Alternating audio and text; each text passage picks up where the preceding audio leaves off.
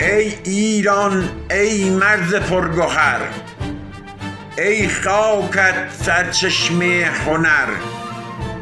دور از تو اندیشه بدان، پاینده مانی تو جاودان.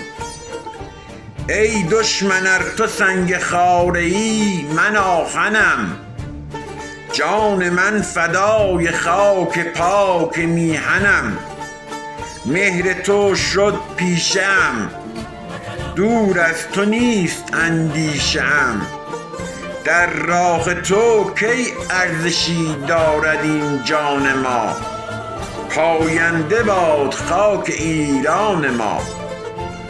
سنگ کوهت در و گوهر است، خاک دشتت بهتر از زر است.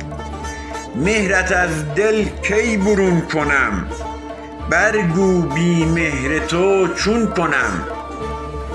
تا گردش جهان و دور آسمان به پاست، نور ایزدی همیشه رهنمای ماست. مهر تو شد پیشه ام، دور از تو نیست اندیشه ام. در راه تو کی ارزشی دارد این جان ما، پاینده باد خاک ایران ما. ایران ای خرم بهشت من، روشن از تو سرنوشت من. گر آتش بارد بر پیکرم، جز مهرت بر دل نپرورم.